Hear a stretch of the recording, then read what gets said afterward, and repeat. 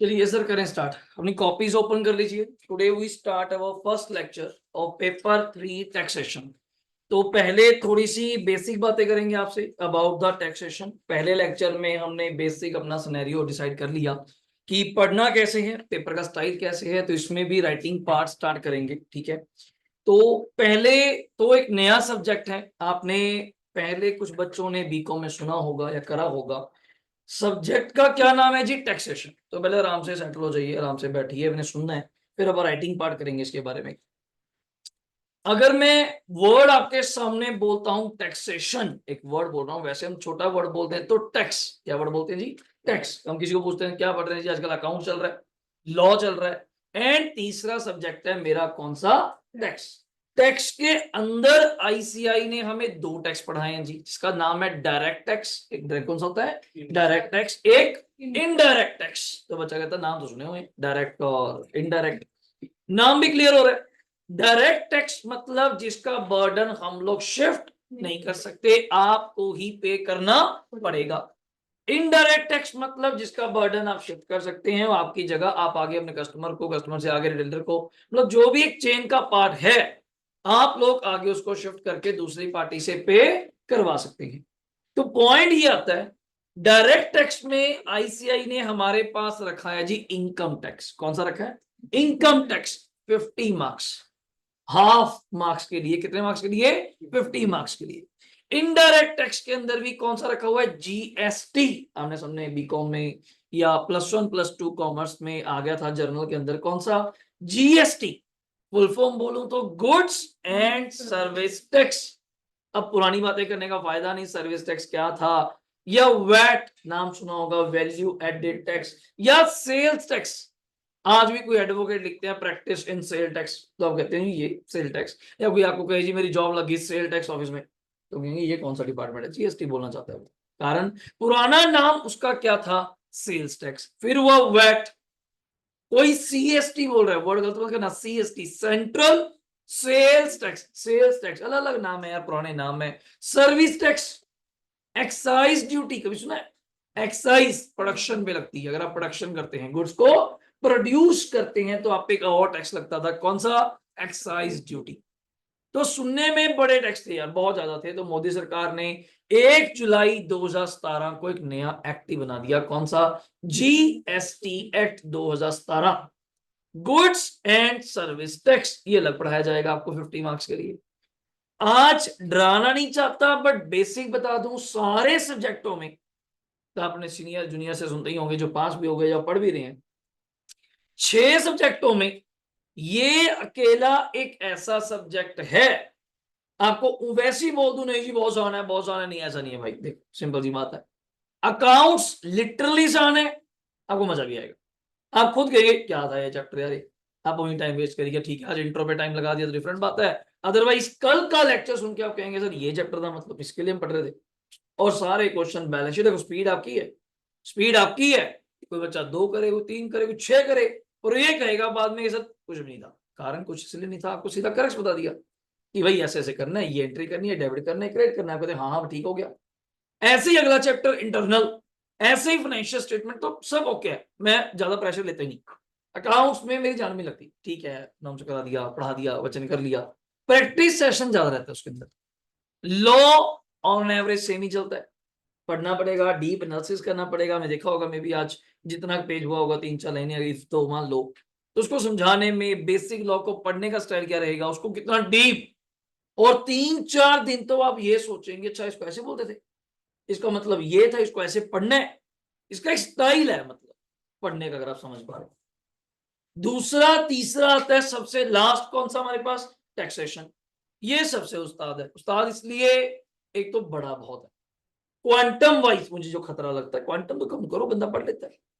Quantum इतना दे दिया तो हमें पढ़ते हुए 100 बार सोचना पड़ता है, एक चीज पढ़े दूसरी भूल जाए। सीए में कोई आपको ये नहीं कह सकता मुझे नहीं आता, जब मुझे समझ नहीं आता, या एक कंसेप्ट मुझे पता ही नहीं क्या होता है। एक चीज कह सकता है अगला, यार क्वांटम बहुत है, रिटेन करना मुश्किल है। एक चीज पकड़ते हैं दूसरी भूल जाते हैं, दूसरी थोड़ी याद रहती है, उसको पढ़ने लगते हैं तो तीसरी भूल जाते हैं। ये पर बार बार मॉक टेस्ट पेपर, बार बार रिवीजन, बार बार सेशन होने से यही तो क्लैरिटी आएगी। और 8-9 महीने करना क्या अपन, पूरा 10 महीने का जो प्रोसेस है, आज से लेके मई तक, 13 मई को आपके पेपर होंगे, 12, 13 या 14 मई होंगे, तब तक करना क्या है, सिलेबस वाइज चलो तो ग्रुप 1 तो नवंबर में खत्म हो जाएगा। तो lot of revisions, then scanner, then past year paper, then module, मतलब कितना कुछ मटेरियल पड़ा है हमारे पास। बट टैक्सेशन काफी बड़ा होने की वजह से आपको मेरे साथ साथ 2 काम करने पड़ेंगे।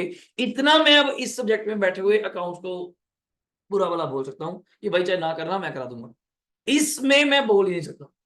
इसमें जब तक आप नहीं चलेंगे तब तक मैं आगे चल नहीं सकता। कोई आपकी शक्लें बता देगी भाई ये मुझे कल का लेक्चर समझ नहीं आया, इतने बड़े बड़े पॉइंट्स हैं।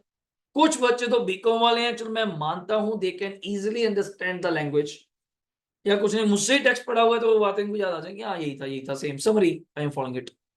कुछ +2 वाले हैं तो उनको शायद वो बातें उस लेवल तक कैच ना करे। देखो एक तो होता है आंसर जानना, ये प्लस हो गया, हाँ याद कर लिया प्लस हो गया।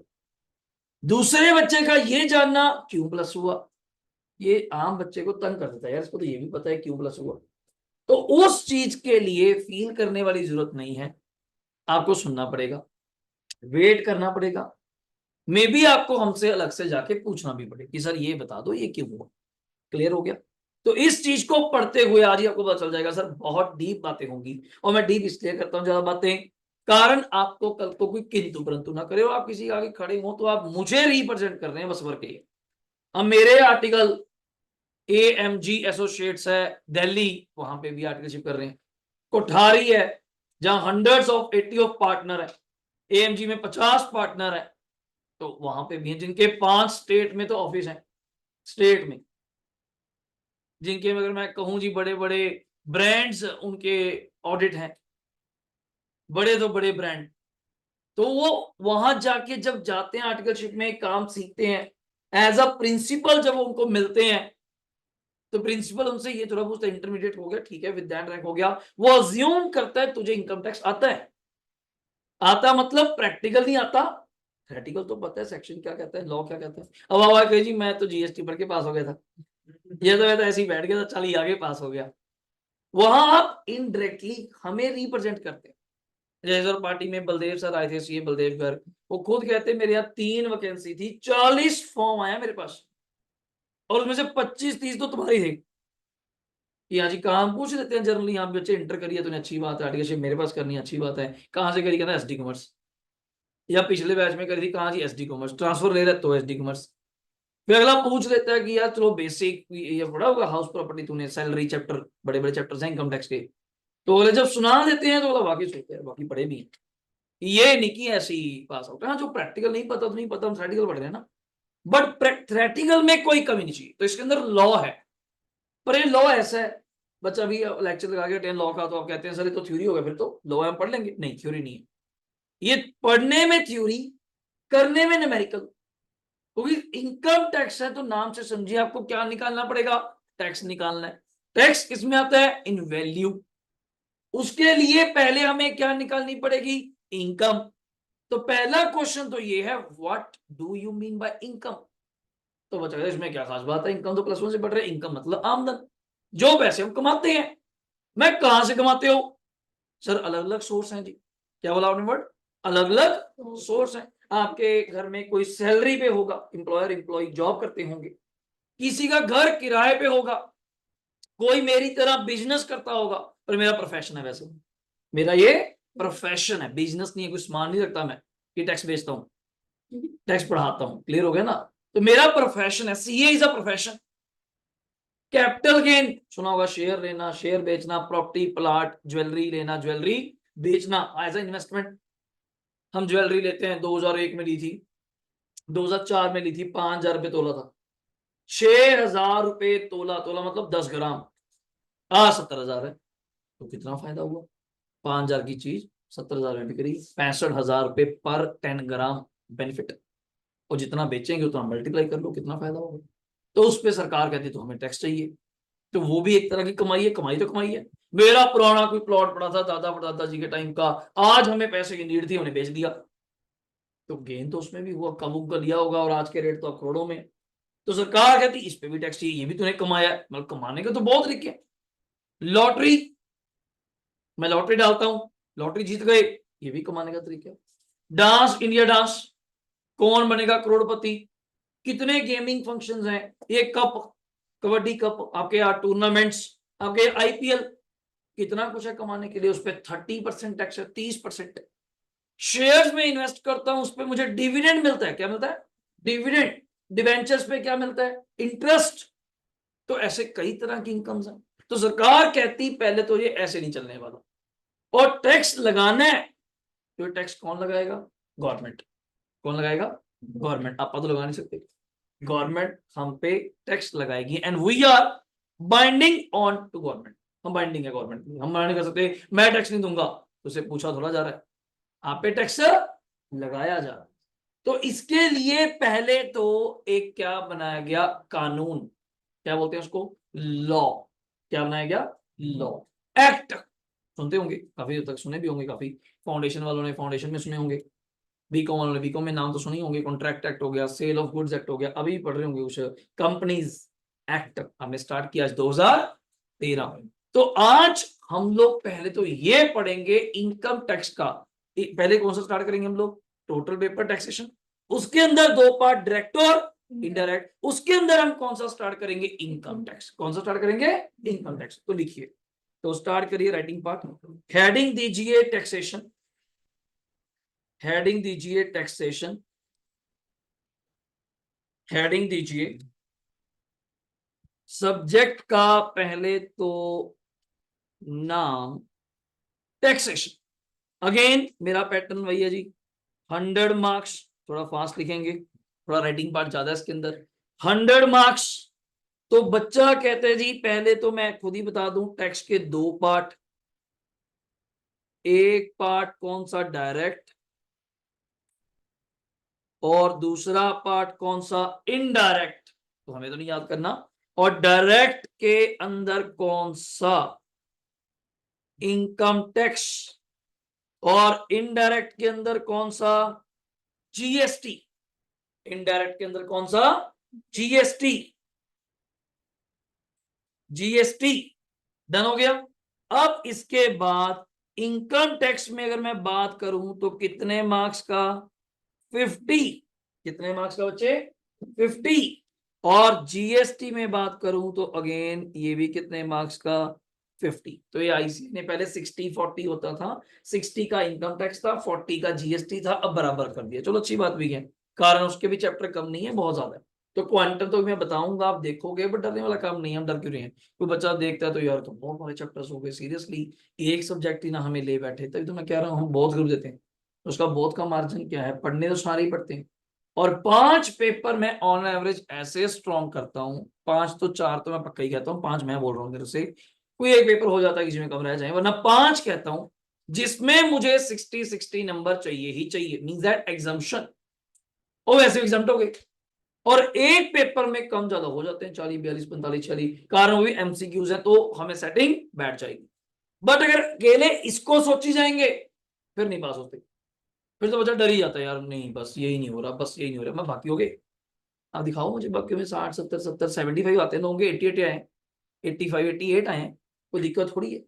जब आप इतने नंबर लेंगे तो यहां भी फेलियर की कोई गुंजाइश नहीं बनती। अब इसके अंदर भी पैटर्न है सर, इसके अंदर भी पैटर्न है, 15 नंबर, 15 नंबर के क्या आएंगे, एमसीक्यू, और 35 का कौन सा पेपर आएगा बच्चे, सब्जेक्टिव लिखने वाला। तो बच्चा कहता ठीक है जी, अभी आपने बताया। और इधर भी सेम, 15 नंबर के क्या आएंगे जी, एमसीक्यू, और 35 का हमारे पास क्या आएगा सर, सब्जेक्टिव। बड़ा मजेदार किस्सा है, 15 नंबर के एमसीक्यू, 35 सब्जेक्टिव, 15 का एमसीक्यू, 35 सब्जेक्टिव। अब पॉइंट ये हो गया, मैं सर्कल कर रहा हूं, 15 के एमसीक्यू, 15 के एमसीक्यू, ये तो आप अटेम्प्ट करेंगे ऑब्वियसली, फिक्स्ड हो गया ना, हाफ हाफ कर दिया। इस 35 में भी उसमें हमने काउंट्स में क्या बोला था याद है, 30 के एमसीक्यू, 70 नंबर में से कितने क्वेश्चन आएंगे, 14 के कितने आएंगे, 6।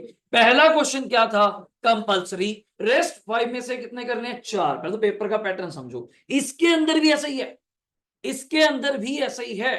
पहला क्वेश्चन मान लेता हूं मैं, अज्यूम कर रहा हूं, बाकी अभी नहीं बताऊंगा, मान लो क्वेश्चन नंबर कौन सा है, 1, कौन सा है 1, ये भी क्या है कंपल्सरी।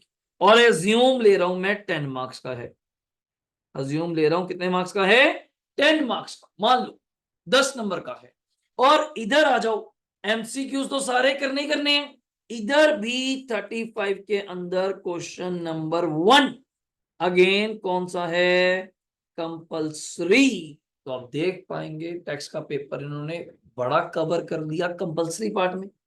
अब देखना इसके बाद टोटल लगाना, और ये मुझे पक्का पक्का श्योर है ये कितने मार्क्स का है कंपल्सरी 15। 15 मतलब एक ही नहीं आएगा 15 का, दो आएंगे, एक 10 का एक 5 का। अब बच्चा जब यहाँ 2 मिनट रुकता है वो सोचता है तो पेपर ही बड़ा कवर कर लिया आपने, 30 के एमसीक्यू बुक कर दिए, 10 का वैसे करना ही है। इफ यू कांट अटेम्प्ट वो नंबर ही नहीं है, वो समझे नहीं, कंपल्सरी है। 40 और 15 का फिर कंपल्सरी, तो आप समझ पा रहे हैं 55 नंबर का पेपर तो आईसीआई ने क्या कर दिया फिक्स, फिक्स करना ही है। तो चॉइस किसमें बची सर को 45 उसमें रह गया। तो बच्चा सोचता है यार तो बड़ा गेम है, यहाँ थोड़ा टेक्निकलिटी है क्योंकि कंपल्सरी करना बनता भी था, दोनों एक्ट अपने अपने। इनकम टैक्स को कैसे वेटेज दे दूं, फिर जीएसटी छोड़ देता बच्चा। तो इन्होंने दोनों में ही पहला पहला क्वेश्चन क्या कर दिया कंपल्सरी। और ये पेपर आता है सेक्शन वाइज, सेक्शन मतलब ए सेक्शन में अगर मैं कहूं ये कहते हैं जी क्या आएगा एमसीक्यू इकट्ठे, इकट्ठे मतलब 15 इनकम टैक्स के 15 जी, क्योंकि एमसीक्यू आपने खुद नहीं लिखने +2 की तरह एबीसीडी, क्या करना है पोएम मार्कशीट। ओके, अगला सेक्शन कौन सा बनता है बी, जिसमें ये आपको पेपर देंगे सिर्फ किसका इनकम, ये इकट्ठा आता है, ये सेक्शन इकट्ठा आता है सेक्शन का। और अगला सेक्शन कौन सा होगा सी, जिसके अंदर क्या होगा जीएसटी। ये क्वेश्चन पेपर अलग मिलेगा, ये 70 नंबर का अलग मिलता है जो आप सेंटर से बाहर भी ला सकते हो। इसको बोलते हैं डिस्क्रिप्टिव, क्या बोलते हैं हम लोग डिस्क्रिप्टिव। ये आप सेंटर से बाहर भी ला सकते हो, नेट पे मिल जाएगा, आप नेट पे जाकर डाउनलोड करेंगे मई 24 का पेपर नेट पे मिल जाएगा। डिस्क्रिप्टिव 30 का नहीं मिलेगा, 30 का नहीं मिलेगा, वो बच्चे ही आगे बता सकते हैं ऐसा क्वेश्चन था ऐसा क्वेश्चन था, मतलब केस स्टडी। अगेन वही बात, एमसीक्यू तो एक बहाना है यार, एमसीक्यू तो एक बहाना है, एक्चुअली वो केस स्टडी है, एक बड़ा क्वेश्चन है, बस सॉल्व नहीं करना टिक कर। अब पूछा जाए बिना सॉल्व कैसे टिक कर देंगे, न्यूमेरिकल क्वेश्चन हो बनाना तो पड़ेगा, हल्का हल्का बना लेंगे, थोड़ा कैलकुलेटर में कर लेंगे, थोड़ा दिमाग में कर लेंगे, तो नंबर निकाल लेंगे, ऑप्शन थोड़ी 4 आंसर मिल गए, थोड़े बेटर मिल गए कि इधर इधर की ऑप्शन है 7 की आ रही है ठीक है, तो बंदा टिक कर लेता है। अदरवाइज और कोई फर्क नहीं है। माइंड में मत लेके बैठिएगा एमसीक्यू टाइप मतलब प्रॉपर एमसीक्यू, नहीं वो एक बड़ा क्वेश्चन आएगा, उसके आगे सब पार्ट होंगे 4, एक पार्ट कितने नंबर का 2, क्वेश्चन ही कितने नंबर का है 8। तो बच्चा कहता है अच्छा ये कहो ना फिर 8 नंबर क्वेश्चन है, हाँ वो 8 नंबर का है, बस लिखना नहीं है, यू हैव टू सर्कुलेट। तो बच्चे को लगता है तो फिर बात वही होगी सर, रफ वर्क में बच्चा सॉल्व करता ही है, इनकम टैक्स का पेपर ऐसे हो ही नहीं सकता। क्लियर हो गया। तो ये तो है जी पहले आपका पैटर्न हो गया, इसमें माइंड बना लो कि 50 का मैं पढ़ इनकम टैक्स पढ़ रहा हूँ, जितना पढ़ोगे ना 1.5-2 महीना को अच्छा ये 50 के लिए पढ़ा है, तो अगले 50 के लिए फिर शुरू करेंगे जीएसटी, वो अलग चर्चा है। ये थ्योरी थोड़ी सी ज्यादा चलता है, न्यूमेरिकल भी है बट थ्योरी थोड़ी ज्यादा चलता है, ठीक है। तो इनकम टैक्स में अब शुरू करता हूं मैं आपके साथ, आ जाइए हेडिंग देंगे मेरे साथ साथ, उसी के नीचे एक लाइन छोड़ के इनकम टैक्स एक्ट कौन सा है 1961 लिखिए, इनकम टैक्स एक्ट 1961, आप समझ पाएंगे बहुत पुराना एक्ट है, 56 लॉ का था कंपनी का, 1956 अबॉलिश किया क्योंकि बनता भी है। तब का हिंदुस्तान, तब की सोच का हिंदुस्तान आज एग्जिस्ट भी नहीं करता, रूल के अकॉर्डिंगली तब का एक्ट आज 2024 है, जो लोगों की इनकम स्टाइल है इससे 100 क्या 200 गुना बेटर है। तब 80s में लोग 1000 रुपए भी सोचना बड़ी बात समझते थे, अब करोड़ों छोटे हो गए। तो ये बहुत पुराना एक्ट है, तभी हर साल इसके अंदर क्या करी जा रहे हैं अमेंडमेंट्स, क्या बड़ा है अमेंडमेंट्स, कि नहीं जी अब ये होने लग गया, अब लोग कमा रहे हैं टैक्स दे सकते हैं, अब लाखों रुपए में कमा रहे हैं, पहले हजारों में शुरू होगा। जीरो से 1000 कमाएगा कोई, 1000 से 2000, अब शुरू होता है 0 से 3 लाख। आप कहते हैं लाख छोटे हो गए, 3 लाख क्या चीज है यार, 20-25 हजार का कमाना क्या चीज हो, कुछ भी नहीं। तो उन्होंने एक्ट वही रखा, पर इसके अंदर हर साल तब से लेके बजट आता है जी हमारा, आपको पता होगा। पहले बजट आते थे 2 तारीख, एक 25 फेब, सुना कभी, एक 28 फेब, अगर पता हो। 25 फेब को आता था जी रेलवे बजट, अगर आपको पता हो, 3 दिन पहले। और 28 फेब को आता है जी अपना मॉनेटरी बजट। दोनों क्लियर हो गई। अब बात हुई बजट को चेंज करते जा रहे हैं। अब 28 फेब वाले को ले आए 1 फेब, 1 फरवरी सीधा बैक ले आए। और भी इनका प्लानिंग है इसको 1 जनवरी पे लेके आने का प्लान। ये अपने अकाउंटिंग ईयर को अगर ठीक रहे आने वाले टाइम में फॉरेन के साथ मैच करना चाहते हैं। अपने यहां फाइनेंशियल अकाउंटिंग ईयर कौन सा है, फाइनेंशियल अकाउंटिंग ईयर कौन सा है, 1 अप्रैल से 31 मार्च। फॉरेन में है जनवरी से दिसंबर, उनकी क्लासेस भी जनवरी से दिसंबर। सेशन ही सुनते हो, जनवरी सेशन। अपने यहाँ पे अप्रैल से मार्च, अपने यहाँ पेपर होते हैं, बच्चा अप्रैल में एडमिशन लेता है, मार्च में फ्री होता है, फिर अप्रैल में अगली क्लास में होता है। कारण हमारा सारा कुछ ही 1 अप्रैल से चल रहा है। उनका जनवरी से दिसंबर आने वाले टाइम में प्लान है कि उनके बराबर ले आए, बराबर ले आए, बिल्कुल कोई फर्क ही ना हो। अब उनकी बुक्स ऑफ जितनी उनकी मल्टीनेशनल कंपनीज इंडिया में है, ऑडिट तो अपने सीए कर रहे हैं, अपने लोग सीए कर रहे हैं, पर उनका अकाउंटिंग ईयर कुछ और, अपना कुछ। तो एक लेवल पे ग्लोबल होता जा रहा है, बहुत ज्यादा होता जा रहा है, तो एक अकाउंटिंग ईयर तो बराबर करो। तो इनकम टैक्स पहली बात तो अपने आप में क्या है, अंडरलाइन करेंगे, एक्ट। अपने आप में क्या है, एक्ट। और आप सब लोग जानते हैं एक्ट बनने से पहले क्या था, ये लॉ, एक कानून बनता है। और एक कानून कहां बनता है, लोकसभा। कहां बनता है, लोकसभा, सुना होगा आपने, पार्लियामेंट, लोकसभा राज्यसभा सुना होगा। हाँ, अभी इलेक्शन भी तो हुए थे एमपी के, member of parliament, member of parliament, Lok Sabha and 2 houses, क्या बोलते हैं इसको, 2 हाउसेस। मैं अगर यहाँ पे लिखूं तो मेन वर्ड क्या है, पार्लियामेंट। पार्लियामेंट के 2 हाउस हैं, लोकसभा एंड राज्यसभा। दोनों जगह से जब एक पहले लॉ बनने से भी पहले क्या होता है, बिल, क्या होता है, बिल। जैसे किसानों का आया था बिल, फार्मर्स बिल, जब वो बिल वहां से क्या हो जाता है, पास, की हाँ चलो ठीक है ये लगाना चाहिए लोगों के ऊपर। और ये एक्ट लगाता कौन है, सेंट्रल गवर्नमेंट। कौन, सेंट्रल गवर्नमेंट। जैसे राइट नाउ कौन है, मोदी सरकार। 2004 से 14 कौन थी, कांग्रेस।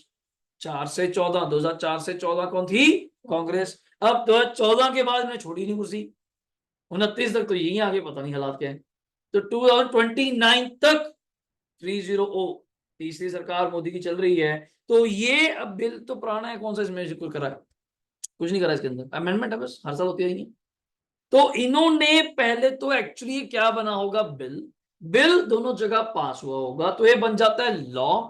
जब इस लॉ पे कौन, प्रेसिडेंट ऑफ इंडिया, कौन बोल रहा हूं, प्रेसिडेंट ऑफ इंडिया कौन है इस टाइम, द्रौपदी मुर्मू। जब इस पे साइन, साइन मतलब असेंट, अपनी हामी दे देती हैं कि हाँ ठीक है एक्ट बिल्कुल ओके, आपने सबने पास कर दिया तो ओके है, then it becomes act. Act मतलब binding on all, binding on all. अब आप नहीं कह सकते मैं नहीं मानता, मुझसे तो पूछे ही नहीं गया, मैं तो पढ़ा के पैसे कमाता हूं, ये क्या मतलब है, मैं तो अच्छा काम कर रहा हूं, मेरे पे टैक्स क्यों। कहते जी बाइंडिंग ऑन ऑल है, इट्स अ एक्ट। आपसे नहीं पूछा जाएगा, मैं वो टैक्सेस लगा दोगे तो हमसे बिना पूछे। मैं क्या, आपके द्वारा रिप्रेजेंटेटिव, आपने वोट डाल के चुन के नहीं भेजे, एमपी बना के दे, तो कहते हैं वोट का सही इस्तेमाल करो। हम लोग अपना पार्शलिटी या वोटिंग के चक्कर में, पार्टी के चक्कर में वोट किसी को भी डाल देते हैं। तभी तो कहते हैं वोट अच्छा डालो, वोट सही डालो। तभी हिंदुस्तान या गवर्नमेंट की सलाह होती है, दो देश ना पढ़े, अगर ये पढ़ गए ये साले सवाल करेंगे, समझे नहीं। आप पढ़े लिखे लोग हैं, मैं आपको कहूँ जी यहाँ बैठ जा वहां बैठ जा, मुझे पूछेंगे क्यों, आपको मुंह में आ गया ना क्यों, गरीब आदमी है बैठ जाएगा, उसको पता ही नहीं क्यों क्या करना है, बह गए। कारण क्यों करके करेंगे भी क्या? आपको अपने राइट्स पता लग जाएंगे, आपको राइट्स पता चल जाएंगे कि मैं क्यों वोट डालूं। तूने करा क्या, मुझे बोलेंगे मंत्री होएगा। मंत्री को नशा किस बात का है? मंत्री पद का है, वरना उसको कुत्ता भी नहीं पूछता, वो गली भी निकल रहा कोई नहीं पूछता, होएगा मंत्री। हालांकि इतनी एक्स पास्ट पास्ट पास्ट की तरह हो जाते हैं बेचारे। कभी बुलाते हैं ना पार्टियों में कि पास्ट चेयरमैन थे, वो देख रहे होते हैं कि यार ना ही बुलाया करो यार, बेइज्जती करा देगा कि मतलब चेयरमैन हुई पास्ट। अब ऐसे लगता है जैसे मरमुरी गए। कारण तो पूछते हैं मौके का है, उनके वहां तो कुर्सी की कदर है। जितने बड़े अफसर हैं वो अपने रिश्तेदारों को कह के रखते हैं, जब तक जॉब में हूं जो मर्जी करवा ले, जो मर्जी करवा ले। ये समझो अगर आज रिटायर हो गया ना, कल को तो मुझे फोन करने को भी कहेगा ना एक छोटे से काम के लिए, मैं नहीं करूंगा। मतलब कारण क्यों? होएगा ही नहीं। वहां का चपड़ासी भी नहीं आपको बचाने का। अगर वो सलूट भी मार दिया मैं ना पलटा दिया, तू है कौन? कहते कल तो मैं गया हाथ डाल के क्या चला गया ना, जा वापिस क्यों आ गया? वो कभी भी नहीं आएगा। ये सीधा रूल है जी उनका। तो उस चीज में बड़ा सोच समझ के, तो उस चीज में उन्होंने बड़ा सोचना है कि स्टेप क्या चल रहा है। तो पहले दिन ही जब एक्ट बन गया, आपने वोट डाल दी, वो मेंबर ऑफ पार्लियामेंट में चले गए, वो आपको रिप्रेजेंट कर रहे हैं, आपके चंडीगढ़ को, आपके ट्राई सिटी को, कि मेरे वहां वो प्रॉब्लम है। वहां जाके बोलेंगे नहीं कि चंडीगढ़ में ये प्रॉब्लम है जी, ये बजट दो, यहाँ ये प्रॉब्लम है, ये बजट दो। अब आप लोग किसको कहेंगे? उस मंत्री को, तू वहां गया हुए तो बोल नहीं सकता था? चाहे तुझे एक बार मौका लगता है। वहां ने भगवंत मान का नाम सुना हो, सीएम है पंजाब का। लोग कहते हैं जी वो कैसे बन गया, पागल आदमी है, फलाना आदमी है। मैं कही देखो सिंपल सी थ्योरी है, लोग सारे उसके एंटी होंगे। वो अकेला पार्लियामेंट में लड़ रहा है जी मोदी के खिलाफ, पंजाब तो खुश है ना उससे। और वो सीएम पंजाब के बना, हरियाणा का थोड़ा बनाया, हिमाचल का थोड़ा बना दिया हमने। जहां के लोग उससे खुश है, अगले ने इसको वोट डाल दी। वो संगरूर साइड से, अगर को पता हो, अकेला एक बंदा जी, आम आदमी पार्टी का, जब कोई वजूद नहीं, कोई नेम नहीं, वो अकेला 2 बार एमपी बनना, वो भी पूरा लीड के साथ, कोई मजाक थोड़ा चल रहा है। और वहां जाके फिर बोलना कि गलत है। इतने बंदों में जब पता है 543 मेंबर बैठे हूं, 543 मेंबर्स बैठे हूं, उसमें अपा अकेले ही हैं, फिर भी ऑपोजिशन में बोलना, लोग 10 में नहीं बोल पाते यार, वो 500 में बोल के आया। तो कहीं तो खबरों में आएगा कि यार अपना बंदा है, कुछ तो बोल ही रहा है, पंजाब लेवल पे इसको सपोर्ट करो। जब ये फार्मर्स बिल आया, सारे मंत्रियों ने अपनी अपनी रोटी सेकनी होती है, आपको पता है, दल है, अकाली दल है, कांग्रेस है, फलाना दल है, ये गलत है जी, किसानों के साथ धक्का है, फलाना है, बहुत लोग बोलते हैं। अगर आप पढ़े लिखे हो, लोगों ने अकाली दल से पूछा जी हरसिमरत कौर बादल, अगर आपको पता हो, वो एमपी है, तो उसको पहले ये पूछा कि तू अनपढ़ है? वो कहती सीधे ही मुझसे पूछते हैं, पूछेंगे। जब ये बिल बन रहा था पार्लियामेंट में, तेरे कान बंद थे, तुझे समझ नहीं आ रही थी, इंग्लिश बोल रहे थे वो, यही हो सकता है, ये अनपढ़ तो है ही है, कि तुझे समझ नहीं आई। यहां पंजाब में आके तू कह रही है जी गलत है जी, हाय हाय, ये क्या दोगलापन है? वहां जाके तू साइन कराई, यहाँ जी एक्ट लगा दो किसानों पे, यहाँ पंजाब में आके मैं किसानों के साथ हूं। कोई पंजाब की राजनीति सिर्फ किस पे खड़ी है? फार्मर्स, और है ही नहीं, खत्म। उनको बिजनेसमैन से कोई मतलब नहीं जी। आज सुन लो, बिजनेसमैन कल मरता है, आज मरे, अभी मरे, इस टाइम मरे, हमें कोई प्रॉब्लम नहीं है। तभी वहां इंडस्ट्री लग रही, अल्लाह पागल है, वहां इंडस्ट्री लगाएगी। बरवाला कहाँ ले गए? हरियाणा। हिमाचल कहाँ ले गए? बद्दी नालागढ़।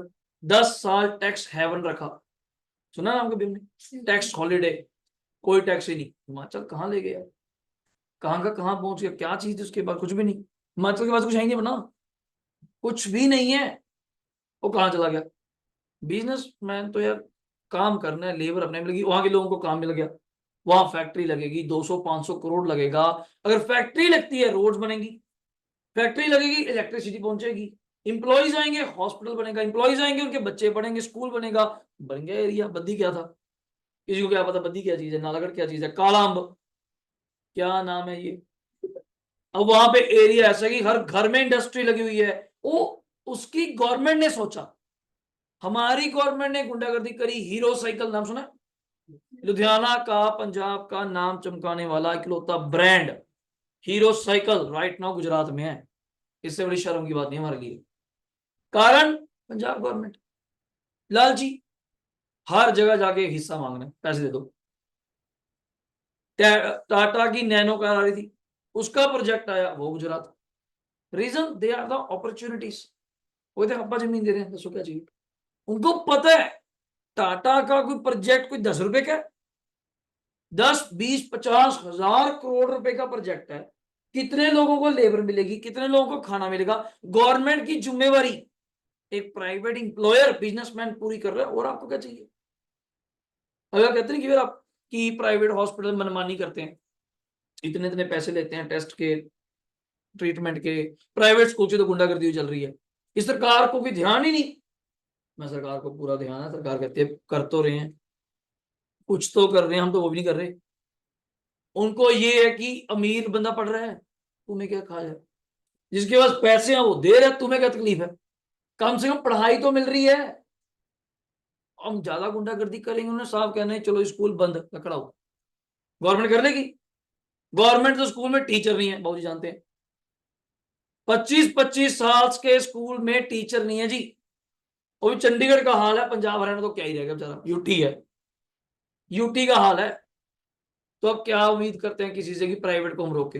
प्राइवेट हॉस्पिटल को बंद, एक दिन कोई कहते ना प्राइवेट हॉस्पिटल की बंद है, शाम को यहाँ पे पागल हो जाएंगे लोग, मरीजों को कहाँ लेके घूमेंगे। वो तो उनकी वजह से बचे हुए हैं माड़े मोटे। हाँ, मेडिकल इंश्योरेंस ने हमें थोड़ा और बचा लिया, चलो आप इतने पैसे ना खराब करो, कुछ प्रीमियम पे कर दो, कोई बाई चांस दिक्कत आ जाए तो आप चेकअप करा सकते हो, इलाज करा सकते हो। गवर्नमेंट में क्या हाल है, आप गए होंगे कभी, बोलो अपने से ज्यादा मरीज तो डॉक्टर लग रहा होता है, ये पहला टीका साला इसको लगाओ, इसको थोड़ा ठीक करो फिर हमें देखिएगा, आते ही नहीं वो। बोले सारी चीजें कई बार देखते भी हैं, अनदेखी करनी पड़ती है। क्यों, गवर्नमेंट कहती है भाई हमारे बिहाफ पे काम कर रहा है, करने देना। यहाँ का 2-2.5 हजार बच्चा पढ़ा रहा है, बच्चों का एजुकेशन देना किसकी जिम्मेवारी है, गवर्नमेंट। गवर्नमेंट फेल है इस चीज में, फेल अपने आप है, गवर्नमेंट के पास बजट ही नहीं है। एक सैलरी 1-1 लाख रुपए आपके कॉलेज में टीचर्स हैं, 1.5-1.5 लाख रुपए सैलरी, और गवर्नमेंट टीचर हैं 1.25 लाख रुपए, 1,25,000 रुपए सैलरी, कहां से दे दें, बजट ही नहीं है। और काम फिर नहीं करते, यू नो दैट। तो उन्होंने बंद ही कर दिया कि प्राइवेट चल रहा है चलने दो, जो फीस ले रहे हैं ले दो, क्या कर सकते, जो पढ़ा सकता है बच्चा पे पढ़ाई का पाई करे। बट इनकम टैक्स का जब ये बजट बनाया जाता है ना, कोई भी चीज आप सुनते हो टैक्स में, हम हमेशा ना एक पॉजिटिव माइंड से सुनते हैं, जैसे हम कोई बीजेपी नहीं है, हम कोई कांग्रेस नहीं है, we are the chartered accountants.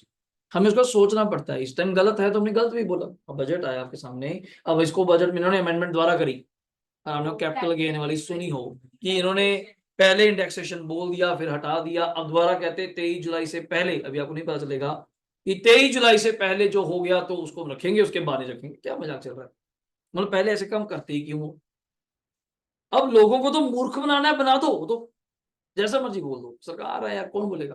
पर ये सेंट्रल गवर्नमेंट का टैक्स है, इसमें स्टेट गवर्नमेंट की कोई दखलंदाजी नहीं। मैं कहूँ जी मैं कौन स्ट्राइक करेंगे, पंजाब लेवल पे करी जाओ, पंजाब लेवल पे करी जाओ।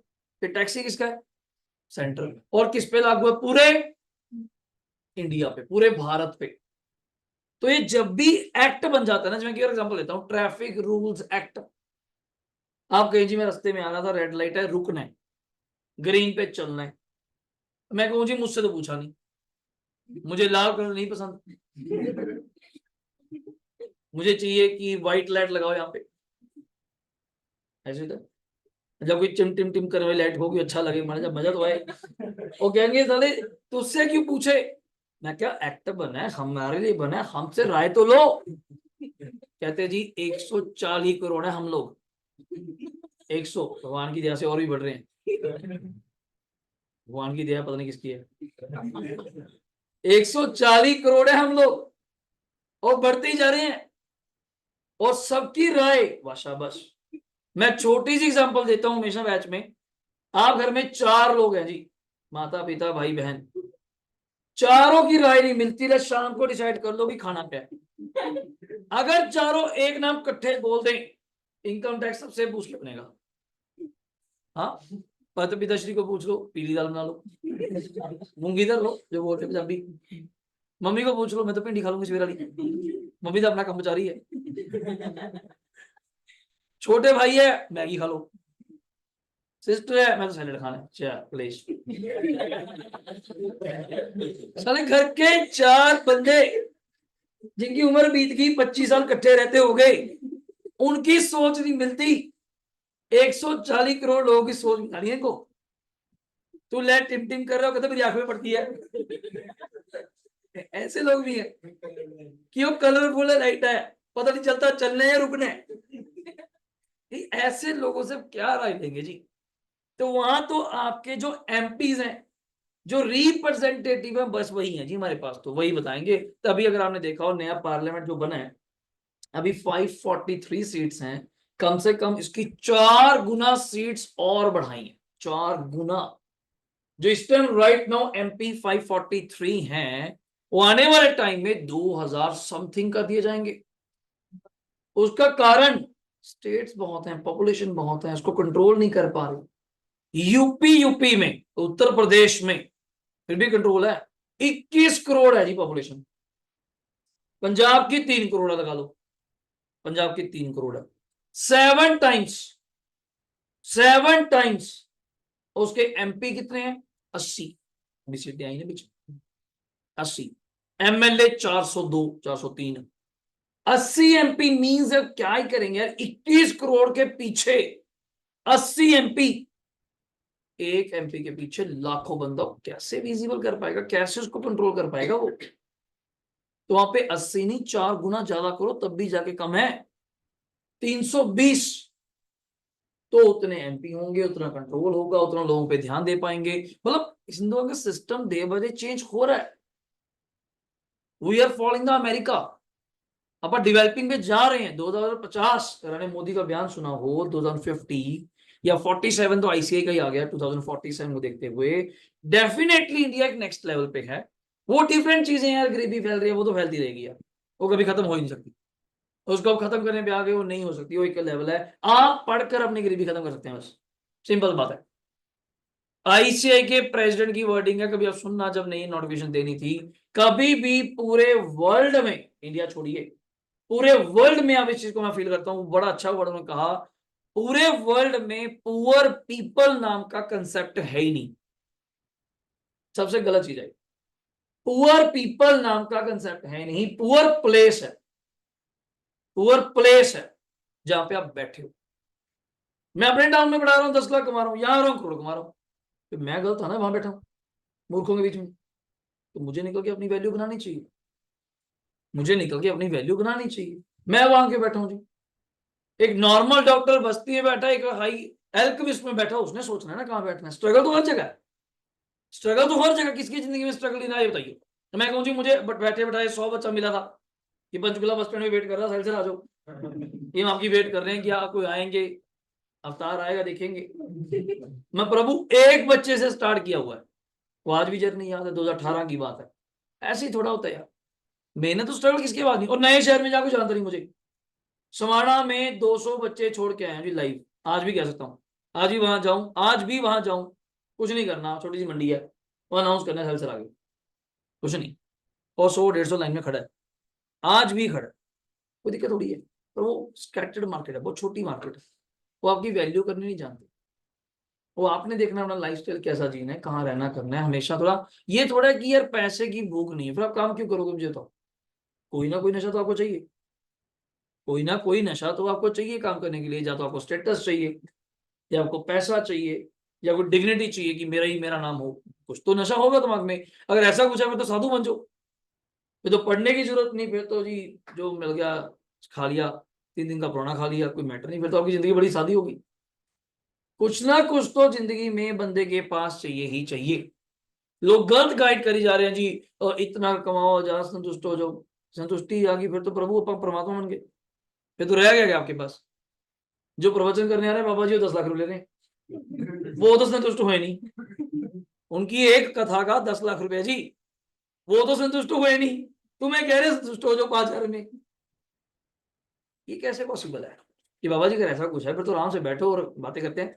फिर घड़ी को देख रहे हो, 2-3 घंटे 4 घंटे चलते प्रोग्राम, तो उसको पता अगली कथा वहां पे 5 लाख रुपए में। ये अगला खड़ा, शाम को एक और कथा है, वो छोटी है 2 लाख वाली।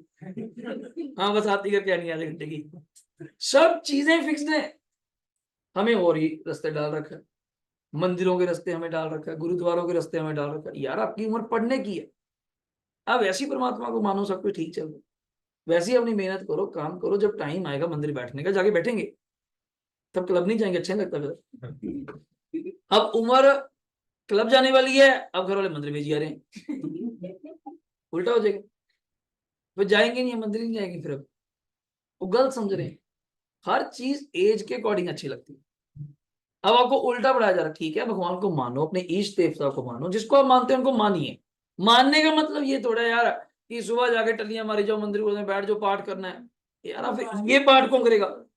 इनकम टैक्स का पाठ कौन करेगा बताओ? इसकी बुक बनाता हूँ छोटी सी, इसका बनाता हूँ 40, यही होएगा जी। नया आया इनकम टैक्स 40, बहुत पढ़ लिया शिव 40, बहुत पढ़ लिया हनुमान 40, मंगलवार वो पढ़ते हैं, मंगलवार पढ़ते हैं, कुछ 100 बार पढ़ते हैं, ये हर हफ्ते पढ़ना है, हर दिन पढ़ना है, हर दिन में बल्कि 5 बार पढ़ना है, तीसरा समझ भी आए। लोग गलत काम कर रहे हैं यार, गलत गाइड कर रहे हैं। कई पेरेंट्स आते हैं जी, यहाँ कहते हैं जी 2-3 घंटे मंदिर जाता है, मैं कही हद होगी, मैं पेपर सेंटर मंदिर बनना है, मुझे वहां देख के आता है क्या सिस्टम है। मैं पढ़ना है किसने नहीं पढ़ना है, इसकी उम्र है। मैं कहा इंटर करवा लो, 2 साल आर्टिकलशिप बंद कर देना, मंदिर में छोड़ देना, ये वही रह, चल जा दफा हो, मैं लेने मत जाना, फिर देखेंगे क्या बन के आता है, हद होगी। फिर मैं कहा फिर हो रहा है, जब वो इंटर कर गया फिर मंदिर भी नहीं जाएगा वो, फिर आर्टिकलशिप जाना है, हद होगी। जब पढ़ने की उम्र है तो साला कहीं और जाना है, जब सही टाइम है तब जाना नहीं है। आप अपने को पढ़ने की तरफ फोकस करो ना यार, आपका टाइम थोड़ा वो। मैं कहूँ यार सावन का आखिरी सोमवार है, भाई मंदिर नहीं गए फिर तो क्या ही होएगा, बट ठीक है तू गया हो जाएगा शाम को, भगवान को दिख गया तू, साले तू आया नहीं, इतने सोमवार में तू आया नहीं, तू गया है इसके बाद। अगर ऐसा कुछ हो गया फिर तो काम खराब है भैया हमारा। आप ऐसे ही मानिए कि हाँ हर जगह प्रकट है उसकी कृपा है, ये मेरा कर्म भी तो मेरा धर्म है।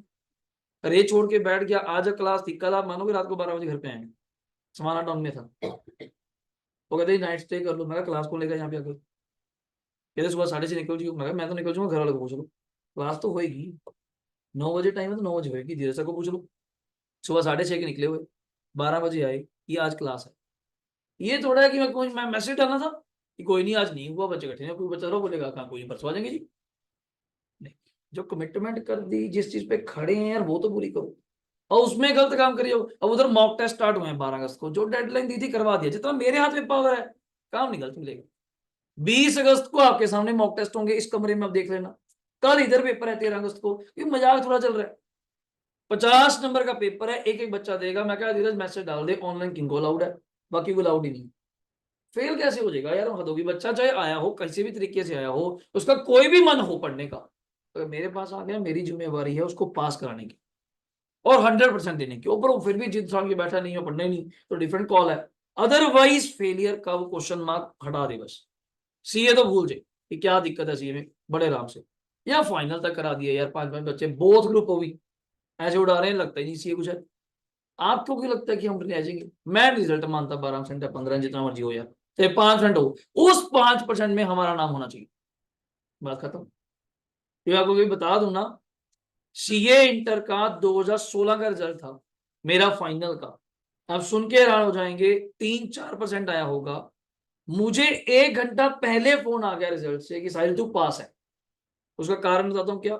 जो आपके एनआईआरसी नहीं होते, पता है वैसे नर्दरन इंस्टीट्यूट होते हैं जो ब्रांच लेवल पे, इनके पास 1 घंटा पहले लिस्ट आ जाती है कि ये बच्चे पास हैं आपके सेंटर में।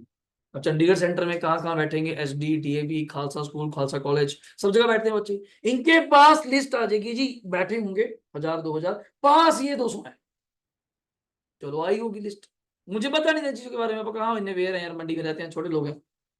वो बच्चे का दोस्त का, मेरे दोस्त का मुझसे पहले बन गया 6 महीने बस, ये फोन आ गया यार साहिल तेरा, मेरा ग्रुप ही था, ग्रुप पास हो गया तेरा। मैं कोई रिजल्ट तो आया नहीं अभी, कोई नहीं रिजल्ट, तेरा ग्रुप पास हो गया। मैं तेरी लिस्ट में फोटो देखी, मैं कौन सी लिस्ट में फोटो देखी तुम्हें? मैं आईसीए की तो लिस्ट आती हूँ नहीं, ये तो नहीं एनआईआरसी में आती है। चलो, अब बाई चांस उन्हें मुझे व्हाट्सएप कर दी, लिस्ट भी देखी। आप मानेंगे लिस्ट में सबसे लास्ट नाम मेरा। मैं उसको दोबारा फोन किया, मैं बैक भेज तो भेज के, बैक भेज नहीं यही है।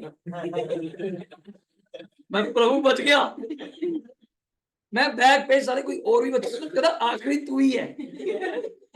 मैंने बाद में चेक किया, मेरे टाउन से 20-25 बच्चे होंगे जी जिन्होंने ग्रुप थर्ड मतलब फाइनल का पहला ग्रुप दिया होगा, अकेला मैं पास था 201 नंबर, ज्यादा भी नहीं। मैं तो वहां को माना भाई कि बहुत हुई है, आखिरी नाम मेरा, आगे लिस्ट ही नहीं। और कोई बच्चा उस टाइम देखो पास ही नहीं हुआ, उसमें बड़ा हार्ड पेपर था। ठीक है, अब लिखा है जैसा करा है, बात अलग की है, मेहनत की है। अब क्या लिखा है क्या नंबर आए भगवान जानता है। ये देखो कहां जाके किस्मत खुल गया, मेहनत तो करो। मैं उन बातों को सोचूं तो मैं तो शॉक्ड भाई, मैं कहा भाई तूने बड़ी खतरनाक चीज लेकर आया, तो आप तो नहीं बनाई लिस्ट बैठ के, क्या बात चलता है कहाँ से बनती है। वही एक बार आधा घंटे बाद रिजल्ट आया, और रिजल्ट देखते हैं वही 201 नंबर, कहना समाना में तू ही है, लिस्ट आई है वहां पे। मतलब बहुत बड़ी चीज है ये। पर जब पढ़ने बैठ गए तो इन बातों में आपका कोई मतलब नहीं। आते हैं हमारे पास पेरेंट्स आते हैं, बच्चे आते हैं, ये करता है ये करता है, मैं देखो जी इसका इन चीजों से मेरे अकॉर्डिंग तो कोई मतलब नहीं। पढ़ने का मतलब है, घूमने फिरने से मतलब है, खाने पीने से मतलब है, एंजॉयमेंट से मतलब, वो सब करें। आप पार्क जाते हैं, डांस क्लास जाते हैं, ओ टाइम है, हॉबी है यार, एक क्लास रखी जाती है, ऑल्टरनेट रखते हैं, सब कुछ मैनेज करते हैं लोग। सीए में आ गए, अपने पास 9-9 घंटे नहीं लगाने तभी तो बेनिफिट है, वरना आप 9-9 घंटे घर बैठ के पेन ड्राइव लगाते वो, और कमरे में बैठ के 9 घंटे, मेरा 4.5 घंटे में काम हो रहा है, आपको फायदे दिया है। फिर पढ़ना, फिर पढ़ते हो उसको, ये नहीं कि उस 9 घंटे को पढ़ना नहीं पड़ेगा, पढ़ना तो पड़ेगा ही। आप तो उल्टा बल्कि इसको प्लस पॉइंट लीजिए कि घर जाके खाना खा के लाइट खाइए, रेस्ट भी कीजिए, घर वालों से भी मिलिए, थोड़ा तालमेल बना के रखिए। जिंदगी खत्म थोड़ा होगी अपने दोस्तों मित्रों टच रखिए, बट नेगेटिव लोगों से दूर है। आप उनसे क्यों मिल रहे हैं, उनको रिजल्ट बताएगा हमारा, बस क्या होता है, हमसे मिलना ही नहीं अपन। तो जब भी कोई सरकार कोई सोच लेके आती है ना, तो मैं उसको पूरा समझाने के लिए आपको पूरी अंदर तक डिटेल, क्या है एक्ट क्यों आया, क्या जरूरत है इसकी, तो उसके बारे में। तो अब लिखिए, सरकार ने इसके बारे में हमें बताया जी। पहला question, what do you mean by income. मैं क्या ये भी बता दो इनकम क्या होती है, टैक्स तो मैं समझ गया, एक टैक्स हमें देना पड़ेगा। Now what do you mean by income. Number 1 salary. Number 1 क्या है बच्चे, सैलरी। तो बच्चा नए नए जो सुन रहे हैं पहली बार, वो कहते हैं तो वर्ड है सैलरी, तो तनख्वाह, हाँ सैलरी। और इसको एक और वर्ड कहते हैं, मैं ब्रैकेट में लिख रहा हूं, लिख लो, हेड्स ऑफ इनकम। क्या नाम है, हेड्स ऑफ इनकम। हेड्स मतलब सरकार ने पूरी इनकम को 5 हेड में बांट दिया। क्योंकि देखो जब ना पूरे देश पे चीज लागू करनी है तो हमें स्टैंडर्डाइजेशन फॉलो करना पड़ेगा। क्या बोलते हैं इसको वर्ड, स्टैंडर्डाइज सबके लिए। अब मैं ये नहीं कर सकता आपके लिए टाइम ये, आपके लिए नहीं कर सकता भाई, कैसे पढ़ाऊंगा। तो स्टैंडर्डाइज रखना पड़ेगा, सबका टाइम ये है, सबके अटेम्प्ट कॉमन है, कुछ तो कॉमन करूं, सबका लिए असेसमेंट ये है, बुक्स ये है, तो मुझे भी तो मजा है। कोई कहे जी मेरी टाइम तो ये है, कोई कहे जी मेरी ये है, मैं पढ़ा ही नहीं पाऊंगा। मगर स्टैंडर्डाइज रखना पड़ेगा। तो सरकार कहती बस 5 तरीके हैं या 5 तरह की लोग इनकम कमा सकते हैं। नंबर 1 कौन, salary. Number 2 house property. House property का मीनिंग आप समझते हैं, घर से, घर से।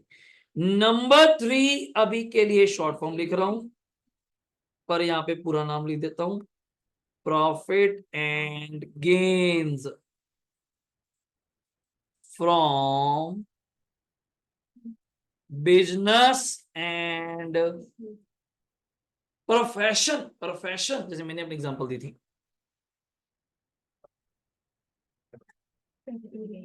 बिजनेस एंड प्रोफेशन हो गया। And the next one is बच्चे कैपिटल गेन। आप नोट कर लीजिए वर्ड,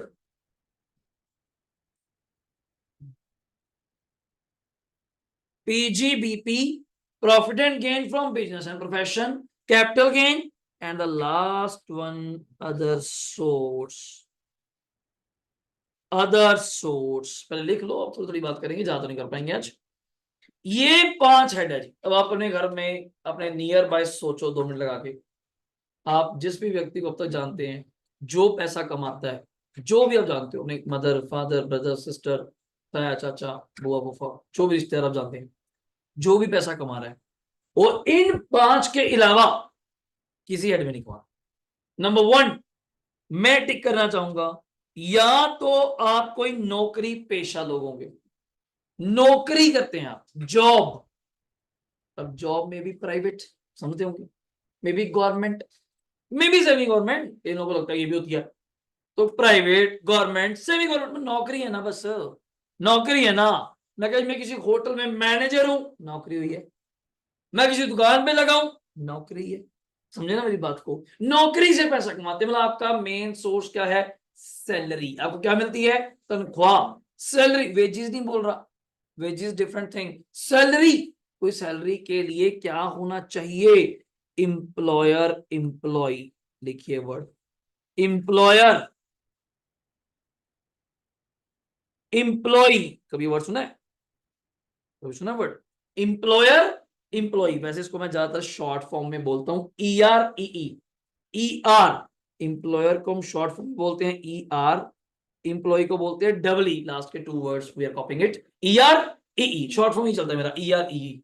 एम्प्लॉयर एंड एम्प्लॉय। और क्रूशियल वर्ड बोल दूं जिससे और क्लियर हो जाए कि यार नहीं, एम्प्लॉयर एम्प्लॉय बात नहीं बन रही, ठीक है, मैंने बोल दिया मालिक एंड, हाँ वही पाऊंगा। मास्टर सर्वेंट, क्या वर्ड है? Master servant. ठीक है, सुनना कोई पसंद नहीं करेगा, पर एक्चुअल वर्ड इज दिस। यहां मालिक और नौकर का रिलेशन है। नौकरी बोलते नौकर, नौकरी तो है, पर किसी को कह के दिखा दो, कोई जॉब करता है रामलाल श्यामलाल, नौकर इधर आ। आपको भी यार ये तो थोड़ा रूड नहीं होगा? आपको सुनने में रूड लगा, उसको तो क्या ही लगा होगा। जबकि गलत तो कुछ नहीं कहा, मैं मालिक हूँ, साले तुम्हारा नौकर है, गलत तो कुछ नहीं कहा। बट फिर भी मैं भी एग्जांपल देता हूँ। अपने घर में दीदी या भैया कोई काम करने आते हैं, आप उसको दीदी भैया तो खुद ही बोल रहे हैं, जबकि वो रिलेशन है दीदी भैया वाला। अब उसको कहें ये नौकरानी, बन के अमिताभ बच्चन टाइप है, लंबू टाइप फड़ के, ये नौकरानी पानी ला, लेस हो जाएगा, नहीं सो मगर वहीं से गिलास भागे मारे, बहुत लेस हो जाएगा जी। तो उस चीज को अगर मैं सोचूं, गलत तो कुछ नहीं कहा बंदे ने, बट ये वर्ड आज के टाइम पे नहीं चलता। कोई बोलना पसंद करेगा? कोई भी नहीं। Even though you have a master servant relation, सही वर्ड तो वही है, बट लोग सुनते नहीं है। अब एक पुलिस वाला है जी, एक पुलिस वाला है, वो बोलते हैं पब्लिक सर्वेंट। इंग्लिश में बोल दो, अच्छा लगता है, कभी हिंदी में बोल देना, नीचे ही थाना है, नीचे उतर के ना, नीचे ही जाना, ओए जनता के नौकर।